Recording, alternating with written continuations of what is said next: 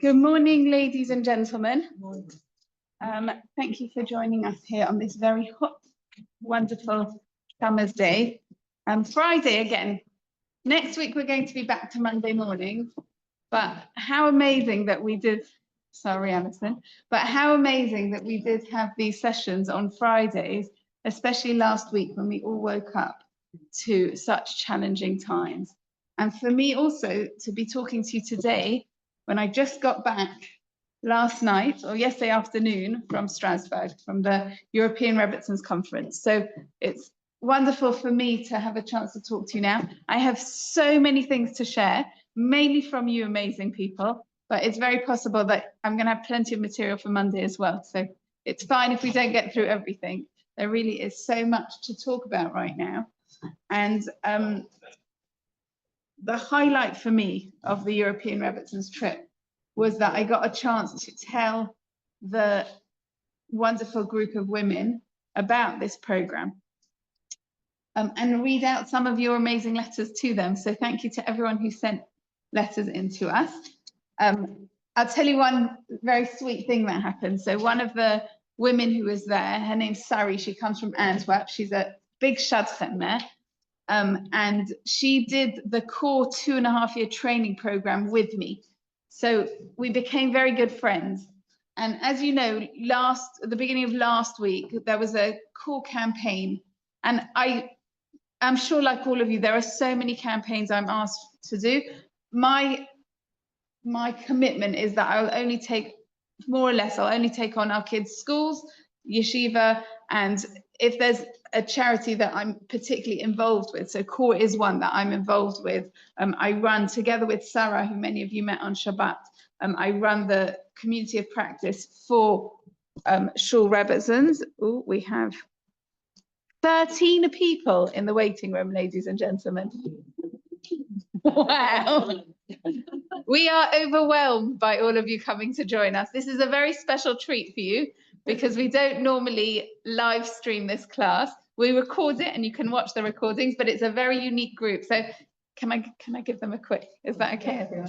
Yeah, just that you can see this is our amazing group of people here on a Friday morning. Oh, and we've got more people. Hello, lovely to see everyone.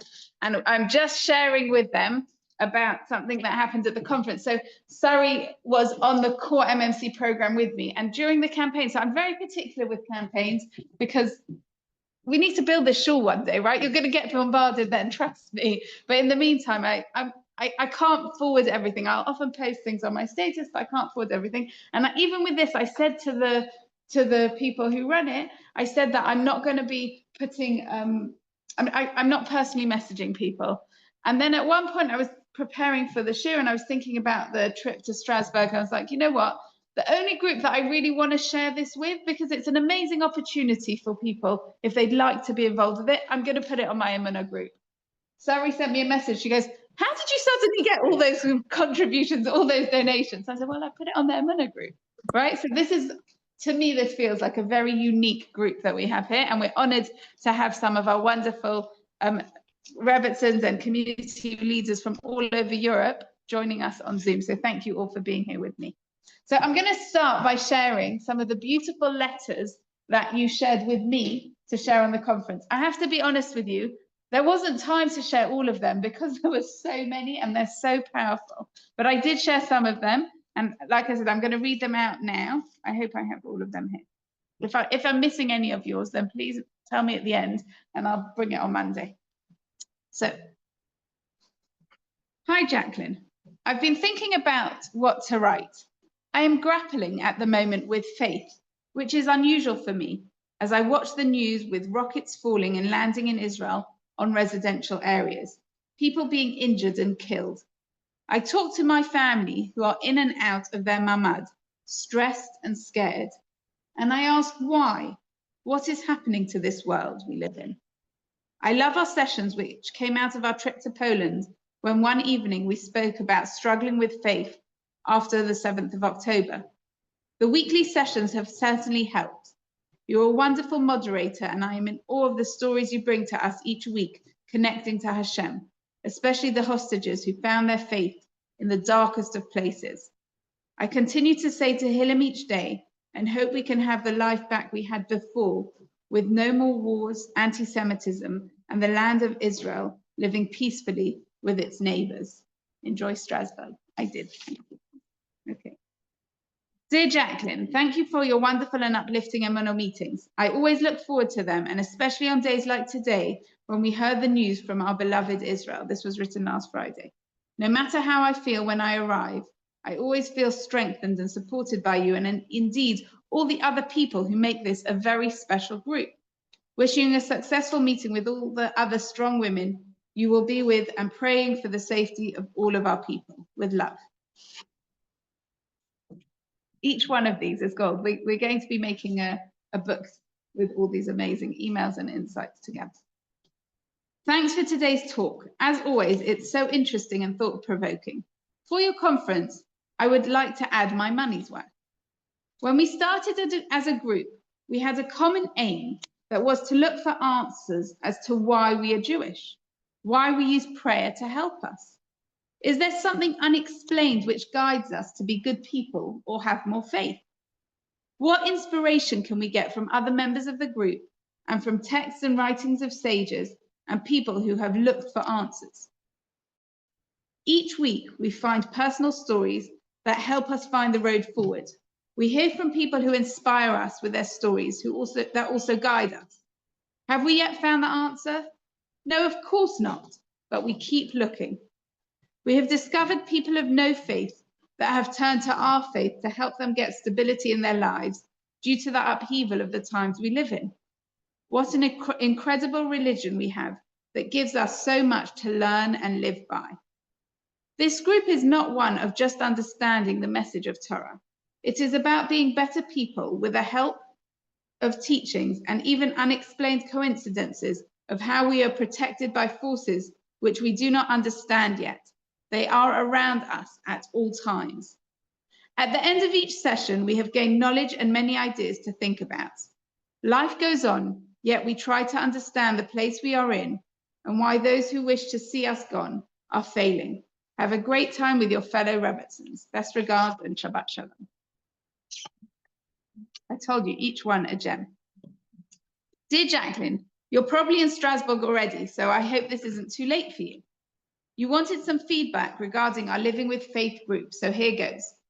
Faith is very personal and little talked about. At least that is my experience.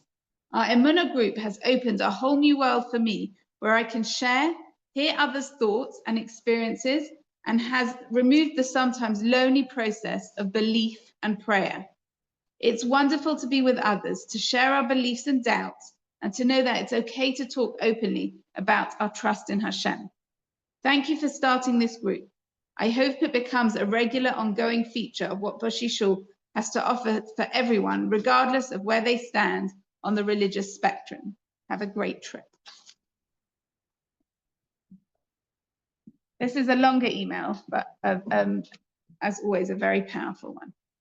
The other night, I stood at my bedroom door, overwhelmed by a mixture of emotions: sorrow, pain, anguish, and anger. I felt the weight of unfairness, of twisted narratives and facts, the unjustified hatred directed at us, the false accusations. Every time we try to explain or defend, we're labeled supporters of genocide. A genocide? Supporters of genocide? The Jewish people? Is no one blaming Hamas? Is no one questioning the misinformation? Does no one see the pain of the Jewish people? That we can defend Israel and be devastated that innocent people are being killed. I shared, when I read this out, I shared it's like what Golda Meir says always, right? That we can forgive you for killing our sons, but we can't forgive you for making us kill your sons. Why isn't there more media pressure on Hamas? Where are the protesters demanding the return of our hostages? Why don't the protesters call for peace, for an end to all fighting, for the release of those taken? Instead, hatred is allowed to fester and grow. And I feel so, so sad. But the anger is harder. The Jewish community I know is not driven by hate. We don't chant for revenge or threaten others. We pray, we sing, we light candles, we hold on to hope and joy. We comfort one another. We want peace and safety for everyone. And many of us carry that anger in silence, ashamed of it. We have been victims of hate. We don't want to feel hate ourselves. I read a poem or words once aimed at Hamas. I wish I could find it again, but the sentiment stayed with me. I hate most that you made me feel hate. Of course, I don't feel hate towards others, but I hate that I now feel anger towards people that clearly support terrorist ideologies, maybe even people I once trusted. I feel so let down. I hate that I'm now judging others, second guessing how they feel about me.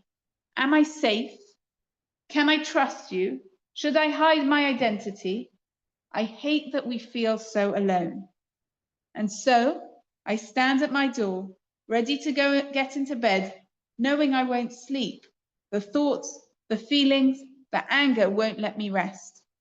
But then I remember, with a sense of relief, I have a place to go tomorrow, that we have our Emunah class in the morning. It's a place where my thoughts and feelings will be heard and validated through anonymous emails, a place where anger is acknowledged but not judged, where stories of hope and heartbreak are shared by others who are also hurting, confused, and full of questions without easy answers. It's a place where you can simply listen, where you might hear something inspiring, a prayer, a psalm, a line of wisdom you never appreciated before. Maybe a mantra like, I am where I'm meant to be, or a story that you'll carry with you and share with others. It's a place where we hear of great pain and suffering, but sharing that pain among us gives us strength. Sometimes we don't want to hear the end of a story, and yet we are reminded it may not be the end. The ending might still be good. I shared with the ladies about Dietza R. Please God that Avinatan should come home.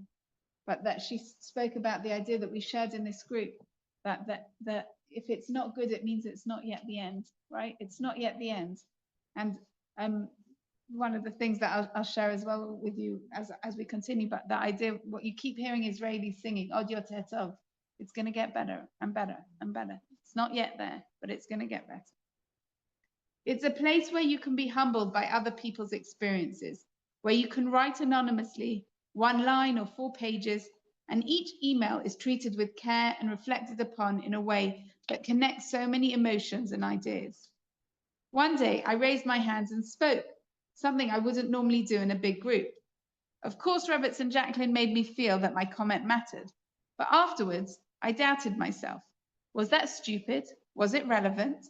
At the end of the session, a lady approached me and said, I liked your comment. It was nice to hear you speak since you're usually so quiet. That small exchange made me smile. The hurt and anger I had felt the night before faded, replaced by connection, by mutual understanding. She told me her name, and now each week we have a little chat. And in these challenging times, we might find ourselves standing in the space between heartbreak and hope, between faith and doubt, between connection and despair. But the group allows the space to be gently guided by a wonderful Rebbetzin. It allows each of us time to reflect. What a gift to have the time and space to do this. We collect stories, share ideas. It makes us more aware. We can choose to take away whatever we might need, a place to take our emotions, a place to just be, listen, be silent, or share. Wherever one may be in their faith journey, whether grappling with it or trying to develop deeper connection and understanding, the Emunah class is a place for everyone. So when I felt frozen, ready for bed, wondering if I could sleep, and felt this surge of anger accompanied by guilt, and I knew I had a place to take it. I knew that I could draw on my little mantras and lines of prayer and hope. I knew that I wasn't doing nothing. I was doing something meaningful and would be there for people, and they would be there for me. I knew someone quietly weeping shared my pain, that someone also felt angry too, that someone had an enlightening experience that was meaningful, that we can still find humor and joy, but above all, it's okay. It's okay to feel all of this, to not know the answers, that we are human and it's okay to ask questions, be curious and struggle. And what a privilege it is to learn from others. Isn't that what life is all about and where we can find our faith and hope? So I went to bed and went to sleep.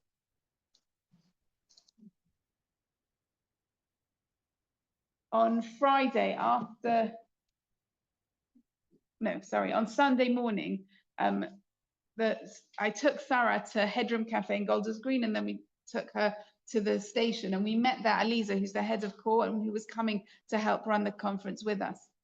And she spoke about a story in the Torah. She spoke to us about when the Jewish people were fighting against Amalek. She spoke about the idea that, if you might remember this story, the Jewish people were fighting against Amalek, and Moshe held up his hands. Does anyone remember that part of the story? So Moshe held up his hands, and when Moshe's hands were raised, the Jewish people were winning. But then what happens if you try holding your hands like this for a long time? What happens? You get tired, right? If you've ever done an exercise like this, it's really hard and your arms ache, right? So you get tired. So his hands started dropping. And that's what happens to some of us sometimes, is we just feel really tired. So without being asked, without anyone telling them to, Yehoshua and Hur came on either side, and Kalev and Hur came on either side, I think, and they held his hands up. And they put themselves under his arms so that his arms were being held, so he didn't have to hold his hands up. And then the Jewish people could look up towards Hashem, right? Because what was the Gemara says to us, what was it his hands that made them win and his hands dropping that made them lose? Of course not. What happens when they were looking at his hands? They remembered Hashem in heaven. And what's interesting is the Torah uses the word to say that when they came and supported him, that Moshe's hands were strong. It calls it Emunah, right? They had Emunah, they had strength to stand, they had faith. So this idea of connecting to faith, sometimes the place where we gain it the most is from each other. And I know for me, waking up last week and even this week, every day, knowing that we can support and give to each other, that's where my faith is coming from now. That's where I'm gaining so much faith from. When we say the phrase, Mika Amcha Yisrael, who is like your amazing, incredible people, the Jewish people? That's where we get our strength from.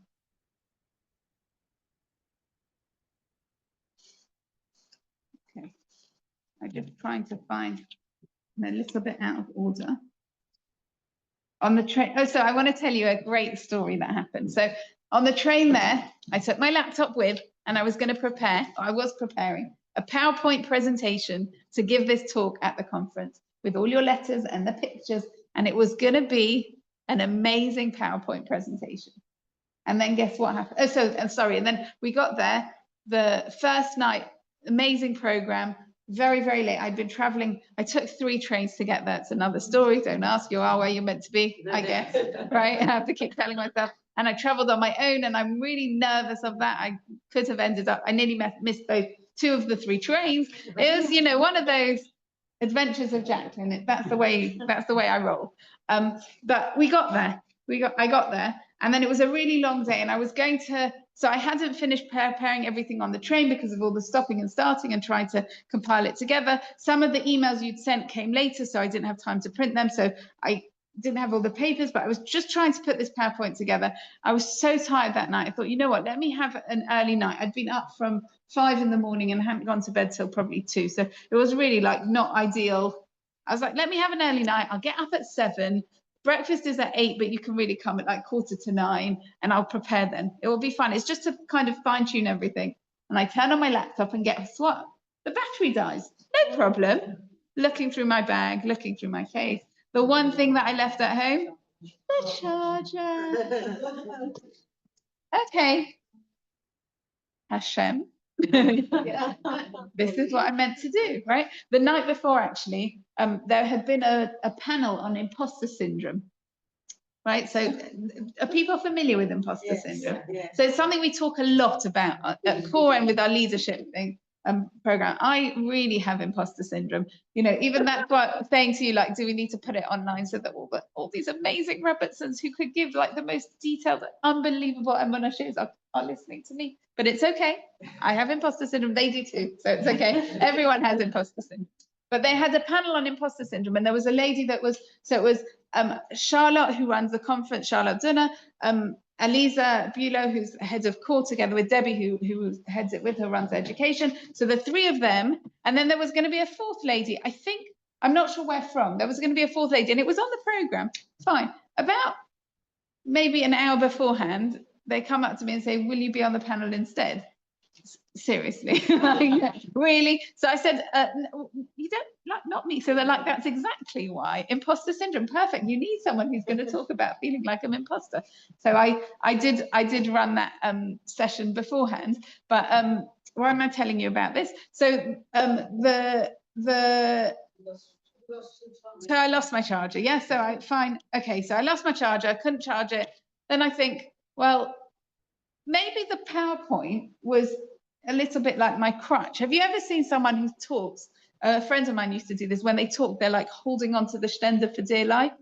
Like that's like a bit of a like security blanket. It happens, right? We all get nervous about certain things. And I suddenly realized, like, maybe my PowerPoint is because I'm feeling like an imposter, actually, and because I don't want to just sit and talk like we do on Friday morning, and I need to show that it's more structured, but it's not, right? What's special about that is it's whatever comes into my mind, right? Whatever we talk about, I gather things all through the week, and then whatever we say, whatever you share, that's the beauty of it. So I sat there with, that's what I was talking about, my file. So on the train, what I'd spent most of the time doing is trying to put all the letters in order and all the different notes in order so that it would be, and also to help us prepare for our wonderful book that we're going to do. But then when I spoke, I kind of had all the labels flying again. So let me just see if I can find this next email. We've got to say, Jacqueline, all those wonderful Rebbetzin, I'm listening to our one. Yeah. Rebbetzin, they go on, Stella, say that again. All you wonderful Rebbetzin are listening to our wonderful Rebbetzin, who is exactly like you, which is amazing. So you're all amazing. Thank you. Oh, I've got my cheerleading squad here today. It's amazing. Okay, I just want to check if I've got, I think I've got a picture, but if I don't have the email, then I'll have to read it next time. Just double check. You want this back? No, we've got this one, we can't work out how it works.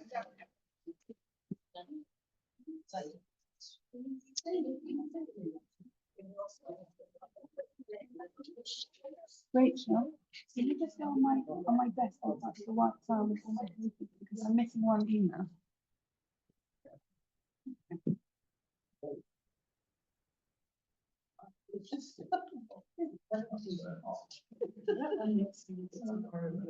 Okay, I'm going to read some. So I'm missing one of the emails that I've got a lovely picture that I shared there as well, but let's see how we get on.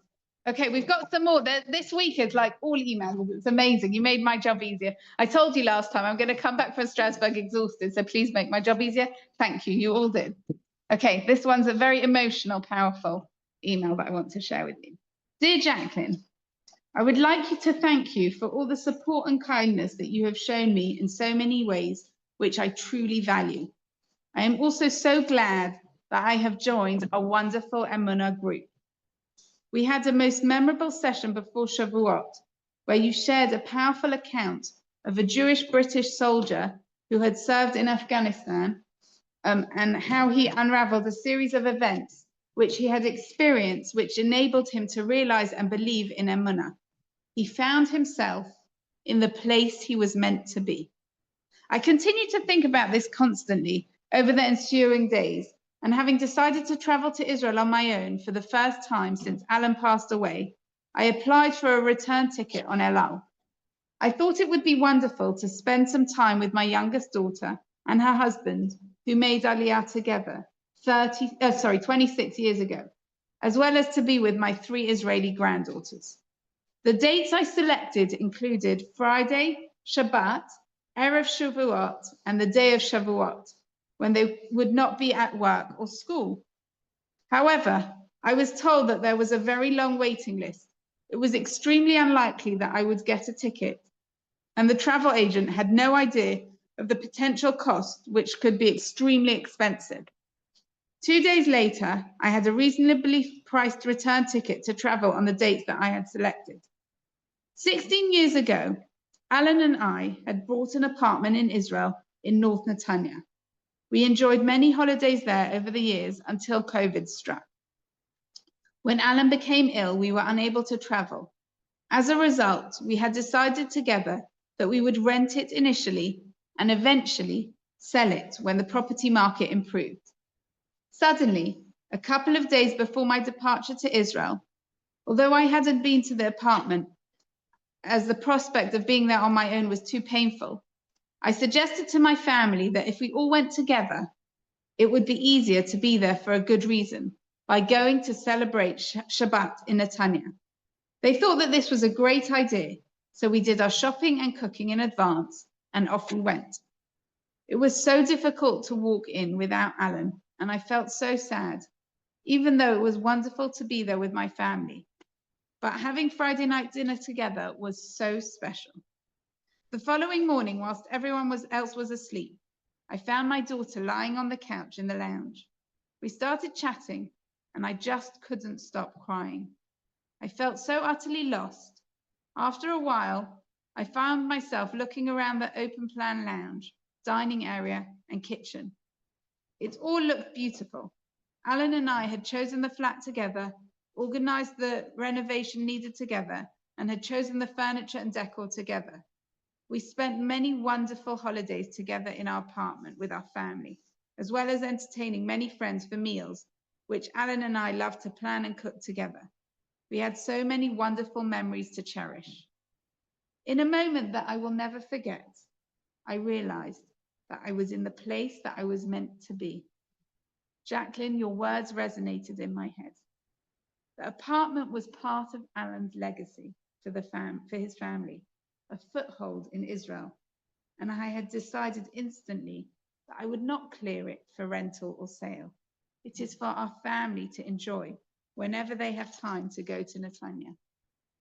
I haven't yet mentioned that one of my granddaughters, aged 20, who had lived in Hendon, made Aliyah last summer, having intentionally turned down a place to study philosophy at Leeds University. She became a lone soldier and is currently undergoing training in international relations. She is based on the Gaza border, and as a lone soldier, she travels to a kibbutz in the Bet Shan Valley when she is given leave from her base. Her younger sister, aged 18, has just completed her A-level and is due to go to a beautiful kibbutz not far from Netanya to join a 5-month ulpan to learn to speak Ivrit fluently before making Aliyah next summer to become a lone soldier also. The apartment in Netanya may be very useful for them to visit together with their friends, as all of us, right? We're all going to be going to the apartment in Netanya, right? Of course. I will return to Israel when I can to see my family there, and maybe I will ask a friend to accompany me so that I'm not on my own in the flat. When sitting in the car on our journey back to where my family lives in Nof HaGalil after Shabbat, I saw a new moon shining brightly in the sky. I checked that it had been Rosh Chodesh 2 days before. A new moon to celebrate a totally new and unexpected decision that took me seconds to make. I had not anticipated that there would be another path to follow to maintain Alan's presence with me in Israel. I was in the place that I was meant to be. I wish you success as you attend your conference in Salzburg, and I look forward to seeing you on Friday morning for further insights into Emunah. Much love. Really, really beautiful. Okay, we keep going. The emails really keep coming. And then I still need to share with you about the conference, see? Okay. Hi, Jacqueline. I'm absolutely sure you'll be a great asset to the conference. Please feel free to share anything I've already sent to you. I look forward to your sessions on Emunah, and I'm always sorry when I am unable to attend. They are truly a highlight of my week, a little bit of time taken to indulge in my relationship with Hashem and fellow Jews. We came back from Israel on the last flight to London last Thursday night, having had 6 sirens, but only from the Houthis. Only, right? Only 6 sirens from the Houthis. Yet another example of you are where you're meant to be. My son's ma'amad is small, and I truly feel that to have had us still with them in the ma'amad would have been an extra burden and worry for them at this time. It is, of course, very hard worrying from afar. Have a wonderful few days. I'm sure you will come back enriched with yet more ideas and thoughts to share. Best wishes. As you know, we were at the wonderful Sue's daughter's wedding. And because we were only going literally for 24 hours on Sunday morning, coming back Monday night, this was last week, right? 2 weeks ago. Right. It's 2 weeks already, right? It's 2 weeks. 2 weeks on Sunday, it'll be 2 weeks, right? So that's why we didn't have Monday's class the week before. So because it was such a short time and Marco's 17, we left Marco with our kids, right? And kind of Yaakov was visiting different families in Bushy. You might have seen him at the Bushy Festival, our 10-year-old cycling around, right? It was fine. If it would have been a few days later, Sue, and the wedding, you know, you guys were there already, but it really is. You are where you're meant to be. And saying that, actually, I saw a video from, her name is, I think, Sharon. I'll see if I've got I wrote it in my notes. Sharon Sharansky Dansky, something like that. Her name is, I think. Maybe Danzig, yeah. Does she? Ah, okay. So I didn't know of her. I just saw a video that she made that was really powerful. And she was, I don't know if she's still there, but she was in Cyprus, I think. I think she was in Larnaca, I think. And she said there's people there speaking all languages from all over the world. And her children were in Israel. So they weren't with their kids. And I think that, you know, there's thousands of people whose families are all split and spread all over the world. And again, who is like our people, the people of Israel, that they are all desperate to get back? It's completely illogical to fly into a country that is being bombed by Iran. There is nothing about that makes any sense.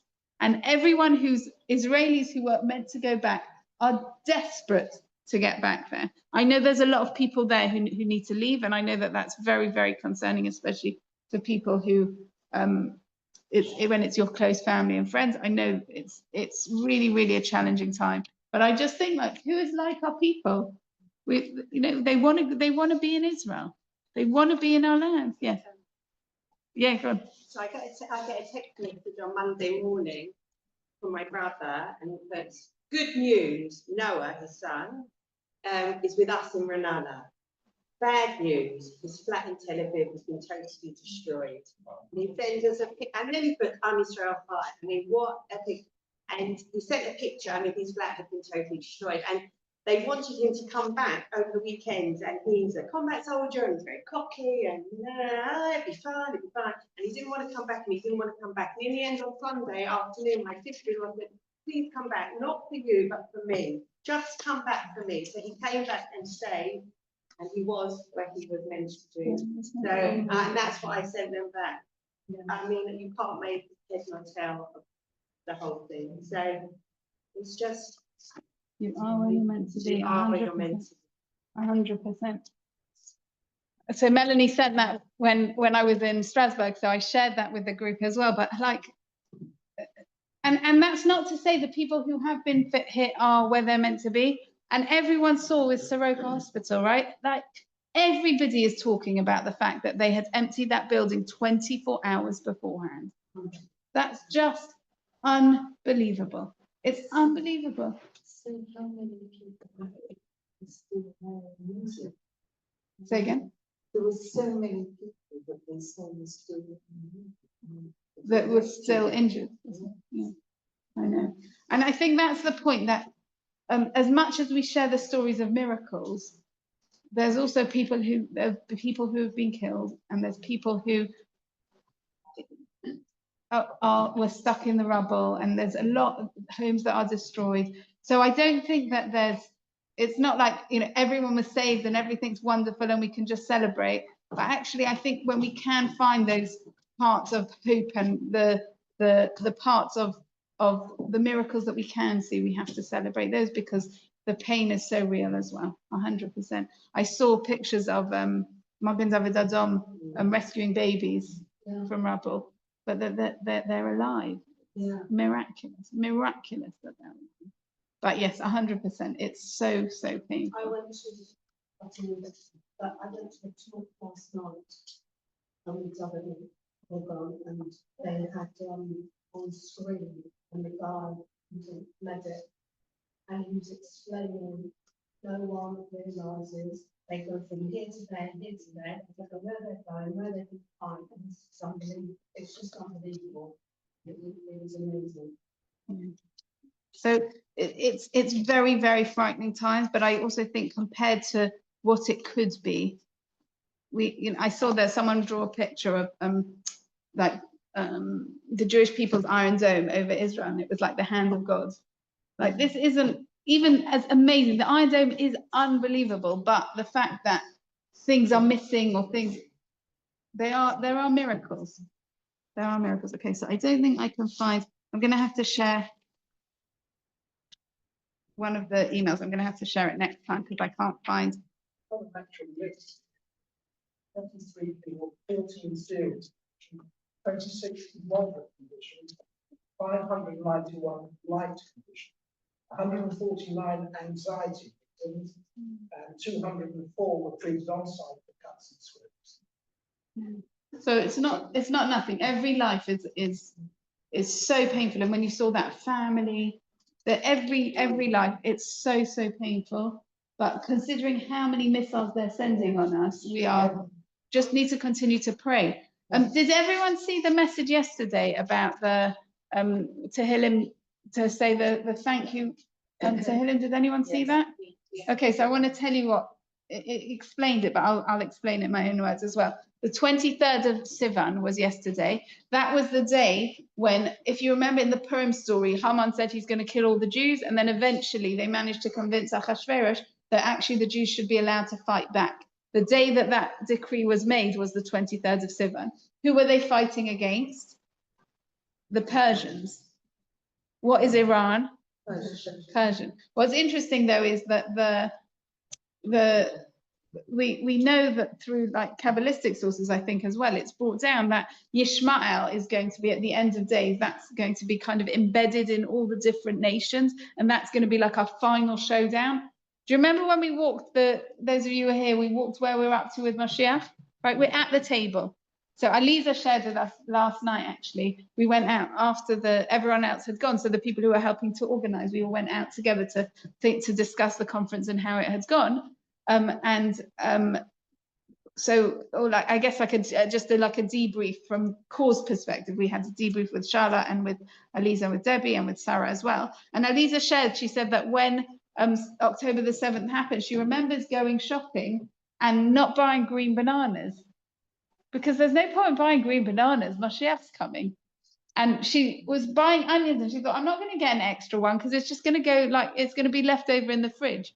So she said now she's not doing that anymore. But do you remember that sense of October the 7th? Like, it is happening. And there are people who are living to that level of like, this is in Yiddish, they say it's Mashiach Zeit. It's the times of Mashiach. We are living, and it's painful.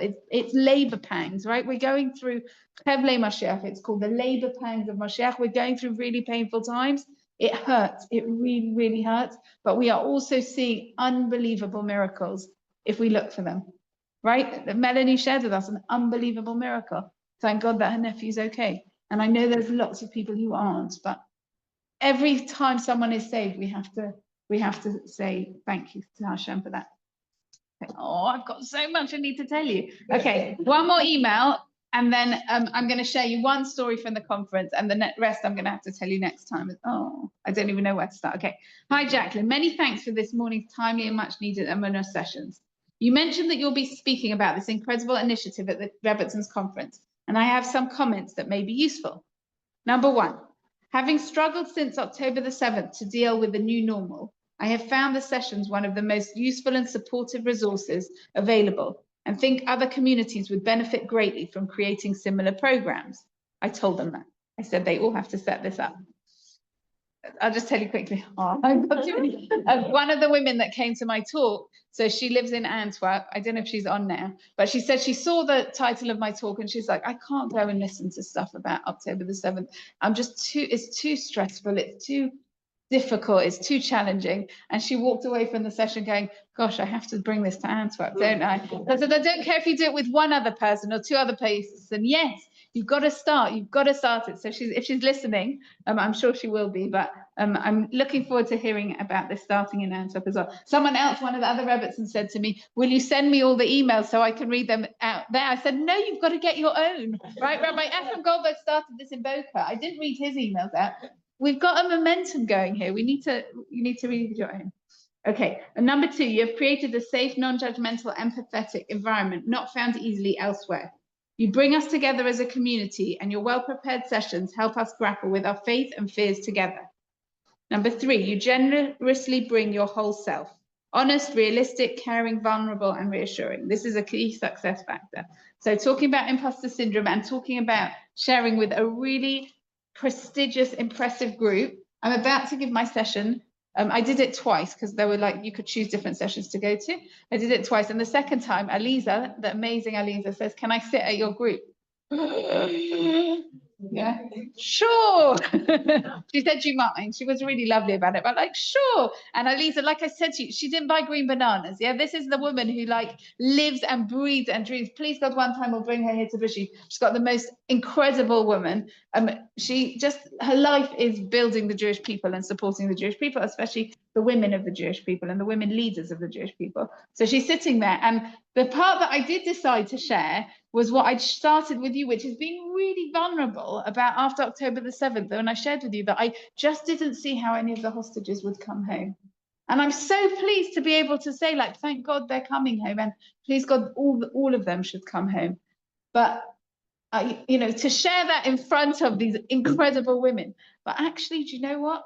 I think sometimes we can't even admit that it's okay to say that I don't know, or it's okay to say that I'm scared, or it's okay to say that I just can't understand it. And then what was amazing, Aliza gave a talk, and I can't remember what she was talking about exactly, but she said at one point she realized that she was talking to Hashem. She's one of those sort of people that has a really good chats with God, right? She's really on that level. But she was talking to God and she was saying to him, I'm trying to work out how are you going to infiltrate the Iranian nuclear facility. This was a few years ago, I think, deep within a tunnel, a mountain in Israel, and I really in Iran, and I really don't think you should let them develop these nuclear facilities in Iran, because you can't get to them and they can't be destroyed. And then suddenly she's like, what am I doing? I'm telling God how to run the world? Really? How often do we all do that? Literally, how often do we say to Hashem, oh, I really think, okay, anyway, I'm going to stop talking because I need to get to this amazing story. Number 4, all of this means that participants engage on the level of their choosing and in their own way. You balance so well letting people contribute without them dominating or going off topic. You also respect the confidentiality of those who request it. Number 5, as someone who usually can't attend in person, I really value the WhatsApp group and the recordings and feel part of the group. I had a difficult day yesterday and felt I really needed today's session.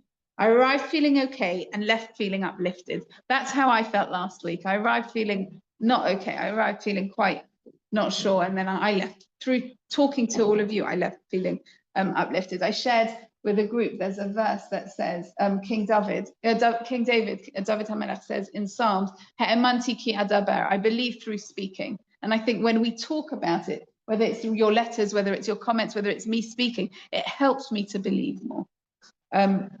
Huge thanks for this wonderful group and all you do for our community. It really makes all the difference. Shabbat Shalom and enjoy the conference. So what I want to finish with is one story that a Rebbetzin shared at the end of, right near the end of the conference. And like I said, there's so many things that I want to share, but actually I messaged this Rebbetzin not because of this, because someone from our community who's in Israel was possibly going to go to France to get out of, they're trying to come home. They're there on a trip. They're trying to come home. They were going to end up in France. And I called her late last night to say, could you help find accommodation for these young adults who are going to be going to France? In the end, their flight also was cancelled. Like, we knew it was unlikely that they would get out. But I was in touch with her. And when I spoke to her, she said, make sure you tell them the details of the story because it's such a powerful story. So I hadn't heard about this, but she shared it and she kind of assumed that everyone had, and I'll explain to you why. So when was Shavuot? 3 weeks ago. Right, so that's 3 weeks. If the wedding was 2 weeks ago, 3 weeks ago. So 3 weeks ago on Friday, they had gone to this rabbi. His name is Rabbi Eli Lemel from Paris, right? And I was just in Paris for 5 minutes, walking from one station to the other and going on the Eurostar. And I got asterisks in French for the kids, and also Où est Charlie, which is where's Wally in French. It was my little pickup. Oh, interestingly, right near the station, there was a cafe that said Bayat, B-A-Y-A-T. So I couldn't remember if there was. I'd heard of a French, like I thought it would be nice if I can buy some stuff. So I walked inside and I couldn't see a hechsher anywhere. And I said to the guy who ran the place, is this kosher? Because it sounded like buy it. I thought maybe it's Israeli. So he said, yes. I said, well, he goes, it's halal, it's kosher. Like you're starting with the wrong woman. It's very nice. Okay. So this Rabbi Eli Lemel, so they had gone, he does outreach with young adults and very a prolific speaker and very well sought after in Paris. And they'd gone to somewhere. I don't know the details. I should really tell. She told me to say the details, so I should. Here we go. Neuilly-sur-Seine, which is a wealthy suburb of Paris. No, wrong. Sorry. He had gone to somewhere else. He's gone to somewhere almost like a little, like near the sea or something like that, for a kiruv retreat, so an outreach retreat. And he was the speaker there. And he was walking just before Shabbat, and he was walking, kind of thinking in his head about what he was going to be talking about. And 3 men blocked the way. Yeah, I showed you the picture of him. I think you might know that he's Jewish, right? Even if he's wearing a cap or something. But so he's walking along and they block his way. So he thought in his head for a moment, and he thought, you know what, I'm not going to be like, like they say, the sheep to the slaughter, run away from them to show them that I'm scared. I'll continue walking. So he walked through them because they were blocking his way. He walked through them, and one of them gave him a real punch in his side. Thankfully, he was okay. He continues. And then he decided, actually, because that had happened, the correct thing to do is to report it. I guess like you would to CST here, it's important to report it. So he went and he reported it before Shabbat. Suddenly, he got messages literally from all over the world, because somehow it got out. People saying, are you okay? What happened? Everyone talking about this, checking in on him. So you could think his wife Esther Lemel spoke there, and she said, how amazing are our people, right? And I shared with them about Iris Chaim, we talked about last week, this idea of that we just care about each other. It doesn't matter who it is, it doesn't matter where you live, we all want to make sure you're okay. The next Friday, he was sitting, so he works in an office with someone else, and he had to have a meeting with someone, but because the other person was in the office, he thought he'd go to a different place, to like a cafe, to sit with this person for the meeting. And the neighborhood is called Neuilly-sur-Seine. Do people know? Apparently it's a wealthy suburb of Paris, right? A really nice place. They went to the cafe, and he was sitting there, and it says an Afghan national reportedly approached the rabbi and hurled a chair at him. He only remembered something hitting his head, and suddenly he realized someone had thrown a chair at him. So it says Afghan here, but I think she said that he was actually from Gaza. And what happened then was 2 people, non-Jewish people, ran, caught the guy, and held him till the police, or brought him to the police, right? They took him, the rabbi, they took him to the hospital to check up on him because he'd had a chair thrown at him. Thank God he's okay. But 2 things in 2 weeks. And then when he decided that after the hospital, he was going to go back to where he was, to his office, to get his things before Shabbat, right? thank God he was okay, but he was going to go back. As he approached near the cafe, there was a journalist there. And he thought very quickly, and he said, he told the journalist, he said that I've come back to say thank you to the two people who had saved me. What a Kiddush Hashem, right? What sanctification of God's name, to say thank you to the people that had hurt him. So he came back and he said thank you to them. And then she said that they were talking about it and they were discussing. And they said both of these incidences, so they happened 2 weeks ago, like within a week of each other, right? Both of these incidences happened on a Friday. And they were thinking about this idea of things happening on a Friday. And then she shared that, that there was a story that it reminded them of that had happened in Israel. So there was a boy called Itzik, who was an only child. Now, the policy in Israel is when you're an only child, you can't go into combat, right? Because you're an only child. But after October the 7th happened, Itzik was desperate to fight. And he really desperate, and he got an exemption and he begged his parents and he went to fight. And you can imagine his poor parents worrying about Itzik, their only child, who's gone to fight. And that night, when he'd gone in, his mother couldn't fall asleep. And she couldn't fall asleep, so she decided to walk around in Herzliya, and she went into a shul and she saw that the light was on at 2 o'clock in the morning. Now, what she didn't know was there are some people who say something called Tikkun Chatzot, which is the prayer in the middle of the night, like around the midnight, or like the Jewish midnight area. People say prayers, and that this man wasn't a rabbi, but he was just someone who was, I think a lot of Sephardim especially say it, but he was someone who was sitting there and who was praying Tikkun Chatzot. And she went up to him and she said to him, "What should I do? My son's just enlisted. He's my only child. I don't know what to do." So he said, I don't know. I'm just a regular guy sitting here, right? I'm just a normal person. She goes, "Please tell me. I don't know how to pray. I don't know what to do.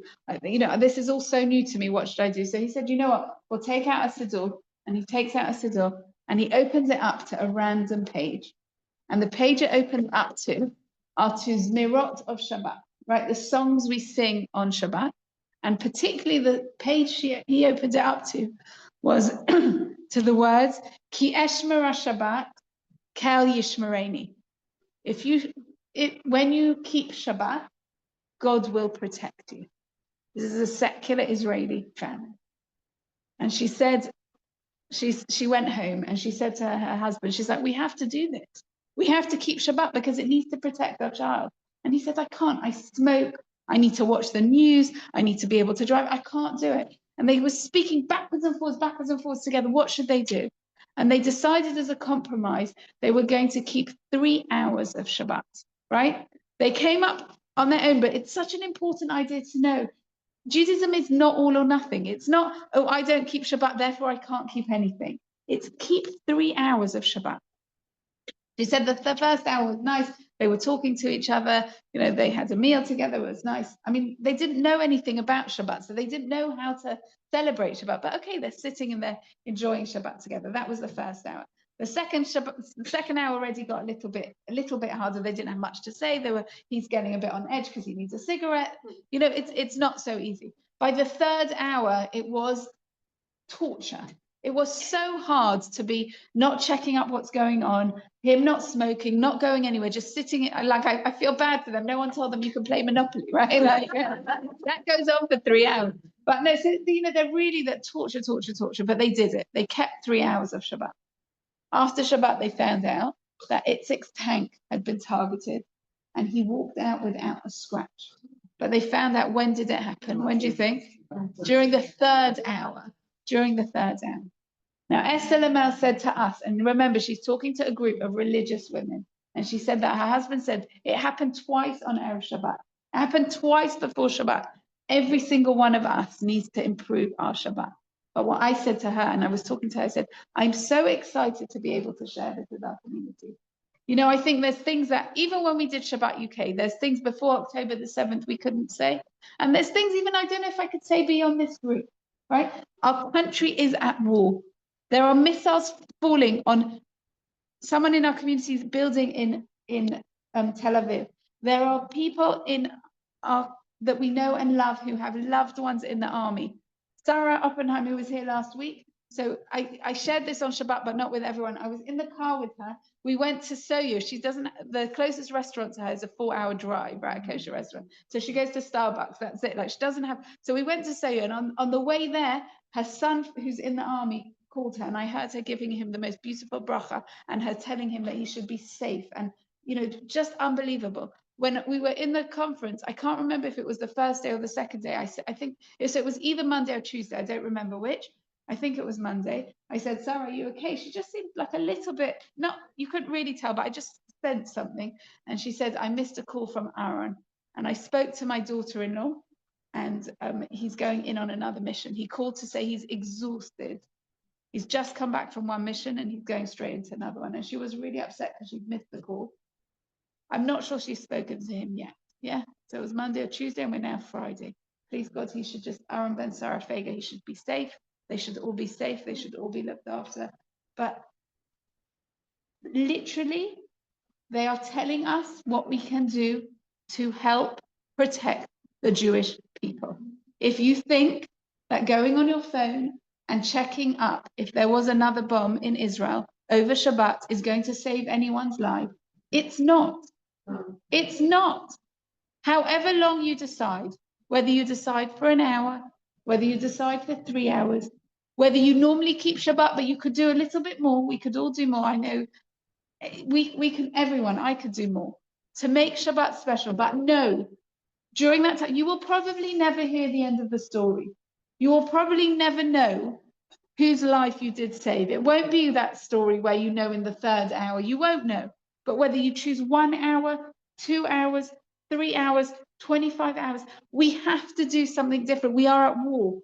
We have to do something to protect our people. Ki Eshmer Shabbat, a little bit more than we normally would. We will, and inspired by this amazing man, Eli Lamel, and his wonderful wife, who really inspires all of us, we here in Bushi, in our Emunah class, are going to do something more this Shabbat. We are going to do something to protect our people. Ki Eshmer Shabbat. If I will keep Shabbat, Hashem will protect us. I have family in Israel. We all have family in Israel. They are all our family, right? They are all fighting. We have hostages, our wonderful Elkanah ben Ruchama. We need Hashem to protect him, to protect them all. With the bombs, people are going into the shelters. You think about what the hostages are going through now.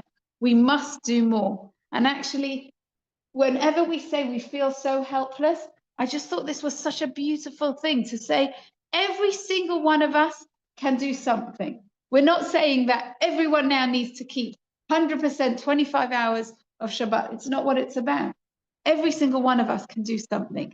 This Shabbat, we are going to go. There's a reason we're meeting on Fridays, right? Last week, we really felt the reason we were meeting on the Friday was because war broke out on Thursday night. This week, I really believe the reason we're meeting on Friday is to share Rabbi Lamel's and Esther's message to all of us. This Shabbat, we are all going to keep more. We need something to protect the Jewish people. Our keeping Shabbat is our way of helping to protect the Jewish people. I wish us all a wonderful Shabbat. Please God, it should be a Shabbat Shalom, a Shabbat of peace. Keep sending in all your wonderful letters, all your wonderful thoughts. Keep talking to each other and to me, because we really do, with the Emunah, we're the ones helping hold each other up. It's hard times now, but we're here together holding each other up. Wishing you all a Shabbat Shalom. And thank you, ladies, for joining us as well.